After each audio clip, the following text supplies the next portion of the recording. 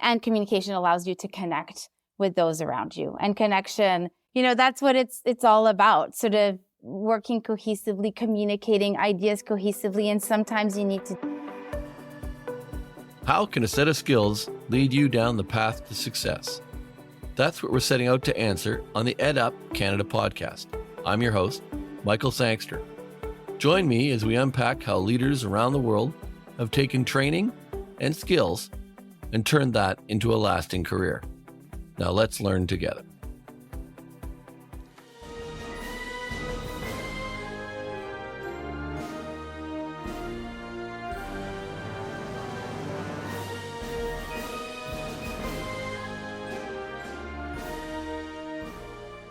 Welcome back to the EdUp Canada podcast.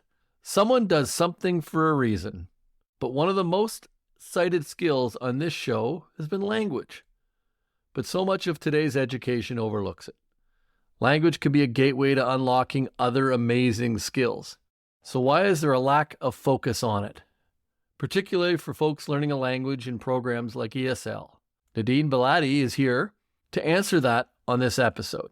She's going to talk to some of our institutions about some of the things they can do to move into the future, to look at tools and approaches, but also just to share her own experiences. When it comes to communicators, Nadine's one of the best I've ever worked with. She's on our board of directors at the National Association of Career Colleges and is a treasure to be around. Nadine, welcome to the EdUp Canada podcast. Thank you so much, Michael. It's great to be here. Thanks for the introduction. That's a lot to take in, right? Yeah, absolutely. You're not one that takes compliments well. You tend to push them off to other people. You're already getting the tone of what we try and do here. It's about having a little bit of fun. One of the things we usually do is start these episodes by introducing people and what they've done, but what we do is allow them to do it. So why don't you tell our listeners a little bit about you and your career, because I think it's going to frame the conversation as we go on. Sure. Yeah. Can I add some pre-Nadine comments in here and talk about what has led me to my career? Absolutely. I think I know where you're going from our own conversation. So go for it, because I think it is important. Yeah. So I will say that in a nutshell, I've been in language and career education my whole career. And I have a particular passion for international education and international students. But I think what I want to draw up in here is that I think it's in my DNA. I think I was sort of born into this. Starting from my great-grandparents, I have a great-grandfather who was Egyptian, but went for graduate studies in Italy and studied there, met my great-grandmother in Italy, brought her back to Egypt. I have my grandfather on my maternal side, who is also Egyptian, went to Germany to do his PhD, met my Polish grandmother during that time, went back to Egypt. And then ultimately, both of my parents were international students. They both spoke Arabic as a mother tongue, had to learn to speak English and French for different reasons. My mother went to the University of Detroit. My father went to McGill. Both immigrated to Canada and the USA through their studies. And so all these people were international students. All these people had to learn a second or third language in order to study overseas. And all of these people ultimately were successful, I think, in life through their communication skills and thanks to all of the skills that you learn just by virtue of speaking a second or a third language, because it makes you really, I think, emotionally intelligent. You understand culture, not just language. You understand different ways that societies function, different etiquette systems. And so I think that has brought me to my passion. And I speak 3 languages well, a 4th I can understand more than I can speak. And I think in a way that has helped me also in my career. I worked for 20 years on and off for ILSC Education Group. And I have most recently landed a role as Senior Vice President for Canada at Oxford International Education Group. That's a lot. I love the pre-Nadine phrase, as you put it. I've never thought of myself as pre-Michael before I arrived, but I like the way you look at it.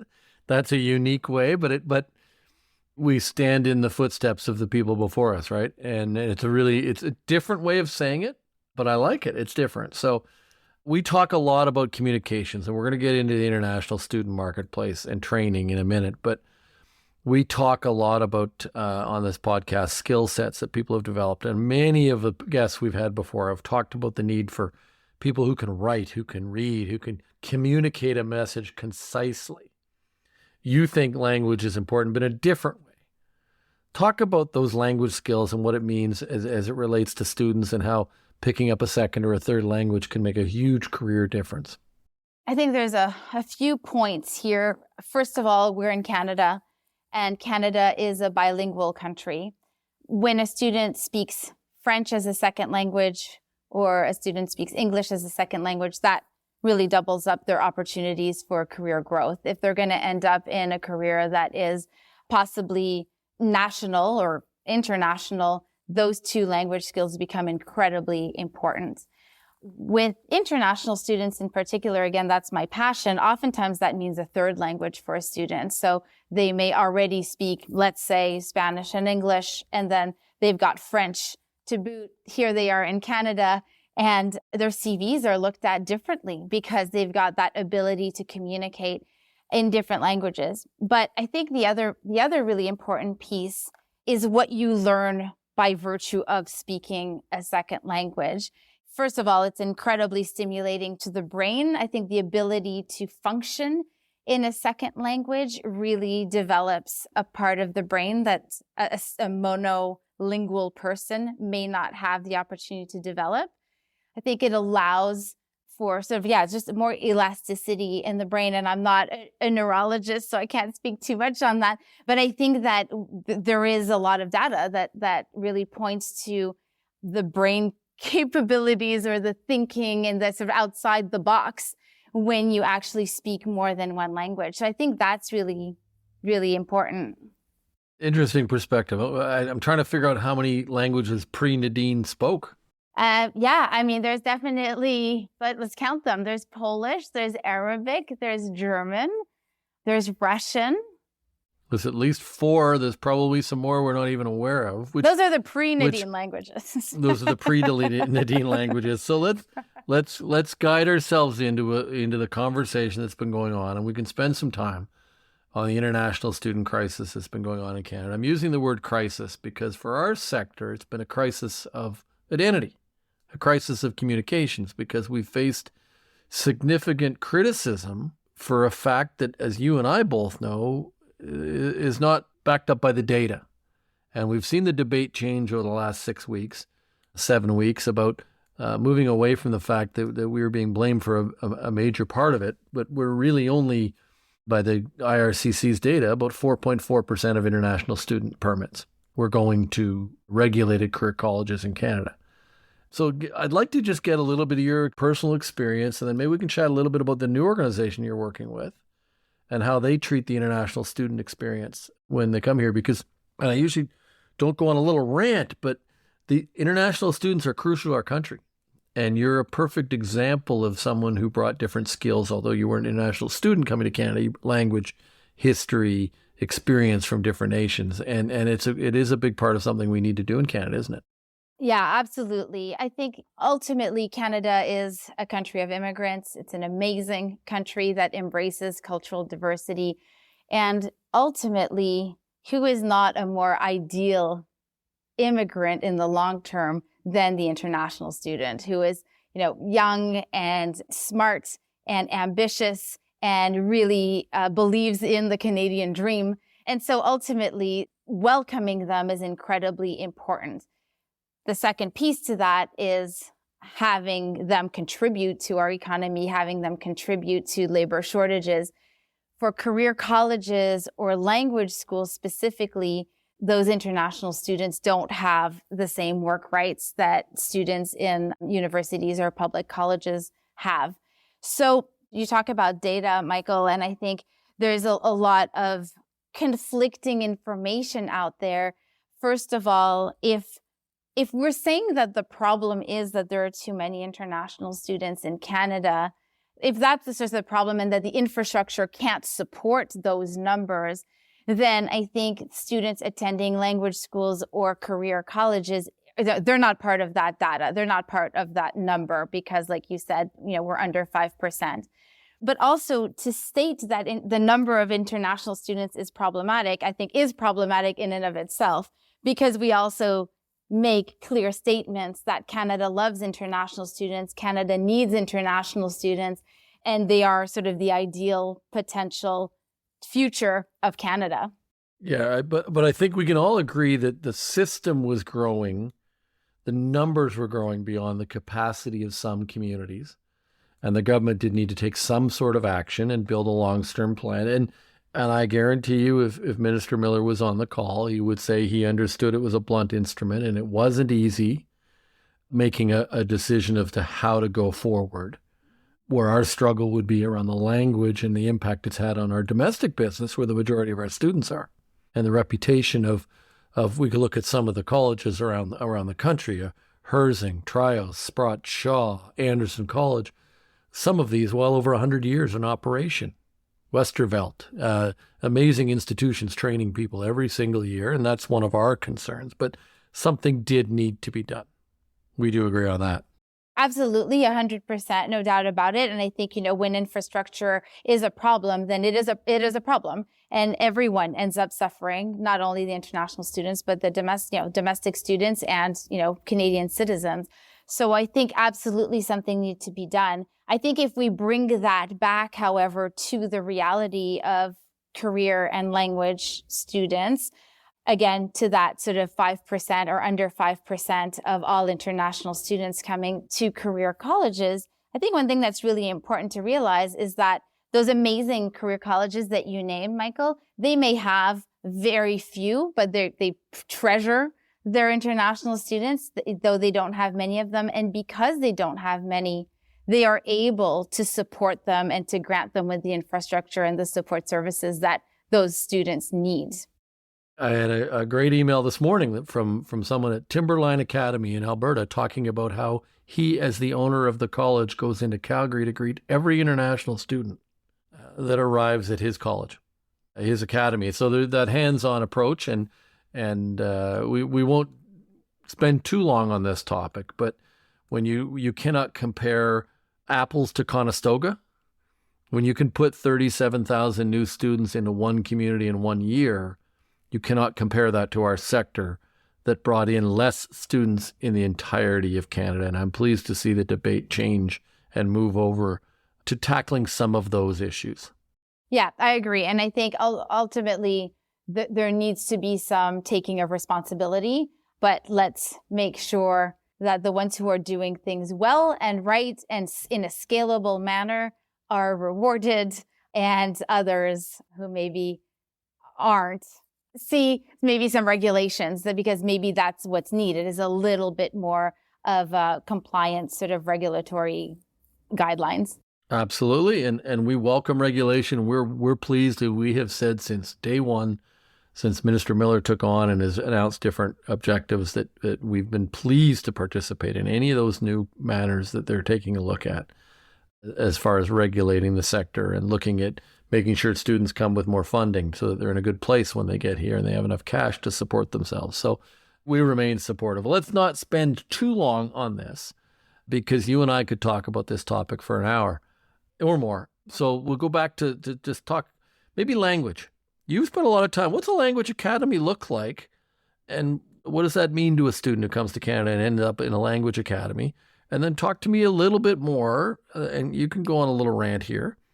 Talk to me from your experience, which is extensive, about the enrollment process at a college, student life, the student options, and why you are so confident that career colleges, regulated career colleges, take good care of learners in Canada. Sure. I think I want to talk about any kind of education in Canada as potentially an amazing source of education to our own Canadian citizens, but also as an incredibly powerful export. And language schools see themselves as an export, and to a certain extent, career colleges that don't lead to a PGWP could also see themselves as an export. And what that I mean by that is that Canada's got an amazing reputation. It's safe. It's still affordable compared to if you compare on an export perspective, who are the competitors to Canada for language teaching? Well, they would be the UK, they would be the USA, they would be Australia. Canada remains affordable when we think of tuition, cost of living. So a student will choose to learn English or French in Canada in the same way that they might choose to come for a career change at a career college in Canada, because they know in advance that the education they're going to receive is going to be inspiring and absolutely transformative. I think usually when a student comes in, a student can come in from the age of 9 or 10 for a summer junior program. They can come in all the way up to 98 or older. But oftentimes what we see is a student who might be between high school and college, or maybe just graduated from university in their home countries, who really understand the value of language and understand that from a career perspective, having that extra language is going to be really crucial to their success. So oftentimes that's the experience of a language student in Canada, and it's really an immersive experience. They also want to learn about the culture here. They want to learn about the cities. They want to learn about sort of how they can get along with Canadians and what the sense of humor might be in Canada. And that might be different than back home. Or what are the sensitivities? What are the topics at play in politics? So it really is a full-on immersive experience where they're learning language, but they're also really just learning Canada. Most of those language students in a language school will go home. Many of them, though, dream of pursuing sort of a longer path in Canada, and that might be entering then a career college. And then we come into the importance of language skills when you're at the post-secondary level, whether it's writing or speaking or listening. That becomes crucial. And it's really important for students to have met a certain level of English skills or French, depending on their college, in order to be successful at that level. Talk to me about the process of working with a student to guide them into the kind of right program for them. You've been around career colleges a long time. I don't think people understand just how much time is spent with a student guiding them into the right program and then supporting them through that program, and maybe even share a little bit about what placements look like for students as they go through their processes of working with employers. Sure. So I think, students, again, depending on, are they Canadian, are they overseas, are they looking for a career change, or are they looking for just an extra step in their current path? I think that's all going to help students determine where they want to go. I think in the case of students who come from different regions in Canada that may not have as many career colleges, or outside of Canada, the city also becomes important. And that's part of the discussion. So it's understanding what's the financial capabilities of the student. Are they going to be working while they're going to be studying? If so, what's the best schedule for them? What's a reasonable pace of learning? That all goes into the conversation. Support services are incredibly important. And I think different colleges offer support. It looks different. Some of it may be remote, some of it may be in person. But again, talking to the student and understanding if the student wants a little more hand-holding, a little less hand-holding. And really, the academics are incredibly important. But why are they studying? It's because ultimately they want that job. And so for placements, I mean, in my experience, and I've worked at two really incredible colleges, the programs that support students are sort of endless, from housing, where housing is guaranteed, to 100% of students who ask for it. Whoa, that's not what I read in the news. You're telling me that the colleges you worked with make sure everybody had housing? You heard me. Wow. You heard me right. So you weren't recruiting 36-odd thousand students to a community then? I wasn't, but I would like to think that if I could have even recruited a quarter of that, hopefully I would still be able to make sure that they have a safe and affordable place to live in. I think that's super important. And I think everyone in the career college field feels the same way. And the way that the colleges I've been associated with have done that has really been through a combination of student housing, working with third-party providers, but also, and super importantly, our host families. And that's part of the whole cultural immersion process as well. And that really is a give and take. So the student loves being in a home. but the family also loves hosting an international student or someone that's not from that city. And let's not lose that. It's that smaller college in a community able to do that kind of thing because they're in smaller numbers. Yeah, I think that's right. You talk about smaller communities, though. I will say you asked me a second ago about language schools specifically, but even certain career colleges that are, in downtown Toronto or in downtown Vancouver or downtown Halifax or Montreal. Those are not small communities, but I think that when you're dealing with a smaller number of international students, you are able to support that kind of support.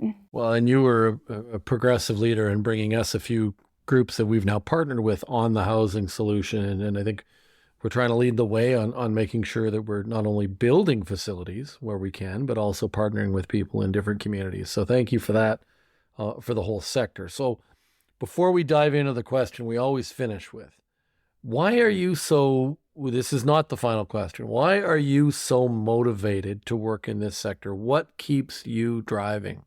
I think I love growth. And everything about this sector means sort of people are growing, people are learning, I'm growing, I'm learning. There's potential, I think, especially in career colleges, our technology is constantly evolving and different programs that we can offer are always evolving. And so the sort of growth just continues. And I think that's it. I think this is not a stale world for anyone that's a stakeholder in it, whether you are an administrator like I am, or you're a student, or you're a compliance person. There's just always something new. There's always growth. And it's all contributing ultimately to transformative life experience for everyone that participates. Great answer. And I've had the pleasure of seeing you be that way. So before we go back to that last question, I'm going to say, is there anything else that you want to talk about today? Anything about our sector or personal skills that people should be looking at and learning that will help them move forward? Yeah, I think, we talked a lot about language and communication, but I think where those two things tie in together, I think is incredibly important. Language and communication allows you to connect with those around you. And connection, that's what it's all about, sort of working cohesively, communicating ideas cohesively. And sometimes you need to do that in understanding the other person's culture and perspective. That comes through learning language. Really good point. Appreciate that. As we say every week on this, let's finish strong. We're going to finish with the big question. And some have had one, some have had two. And as I've said before, every time we do this, I think of a new one for myself. But name me a mentor. Who's that individual, that person that's changed your path, that's made a difference for you? For me, the person that immediately comes to mind is my dad. So my dad, Joseph Baladi, may he rest in peace, he passed away a year ago, is an absolutely inspirational figure for me for a number of reasons. Number one, he immigrated from Egypt. He spoke Arabic and French at the time. He went knocking on the door of Polytechnique at Université de Montréal, got refused, so ended up at McGill and did his engineering at McGill instead. And then, went to Queens, did his MBA there, worked his way up, I think, not only through his smarts, but also he was just a really emotionally intelligent man. And he showed me that hard work and people connections really, really sort of are the key to success.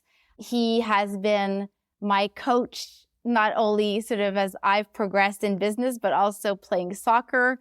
And he saw I had a huge passion for skiing. And as an Egyptian who'd never really known the snow, decided to take up skiing as well so that we could ski together. So yeah, just an incredible man who was really a sort of a leader in his field of chemical engineering, but also, in the family, in the community. And I do want to maybe shout out in his last 10 years where he was retired, he did incredible amounts of volunteering as well, and just put in 40, 60 hours a week just on these volunteer jobs and on boards. And that's something that I'm going to carry with me and hope to also be able to emulate when I get into my 60s and 70s. That's a great story. So I'll add that one to the the hard work and determination is what the grit, as we used to say it when I worked at TELUS. That was the word that we always talked about, was grit. Mm-hmm. Yeah, he And definitely that had ability to just put your head down and get it done kind of person. I would say like he had grit, but in a gentle way. He was sort of like a gentle gritter. A gentle gritter. That probably came from his pre-Nadine, or in his case, his pre-Joseph days. Perhaps. You said Joseph. Did I get that right? Yeah, you got it. Yeah, Joe. Yeah. I did get that right. So we have the pre-Nadine will be the headline. We've got one thing comes out of every episode. There's always a little phrase or a little comment that comes out of it. So this one, it's now going to be the pre-Nadine history and how that led you to what you're doing today. Let me thank you for taking the time today. Let me thank you for your passion for the sector. I've seen you express that in the languages field as well as the career college field. And it is a pleasure having you around. And we are lucky to have you as an advocate for our sector and for students. And I guarantee you're going to call me tomorrow with two other mentors you didn't pop into your brain right away. But more importantly, I think there's people you've mentored in your path. And that's part of the reason we ask this question, is to help people think about people that they can mentor and with their own everyday actions. Yeah. As we talk about different things around career education and career progress. So Nadine, thank you for the time today. With that, we will wrap up today's EdUp Canada podcast. I look forward to having you all listen in again next week. Thank you. Thanks so much, Michael. Thanks for listening to another episode of the EdUp Canada podcast. We release new episodes regularly, so make sure you hit that subscribe button so you know when they are officially out. If you love this episode, please leave a 4 or 5-star review wherever you listen to your podcasts so that others can also discover how a set of skills can lead to success. Thanks for learning with us.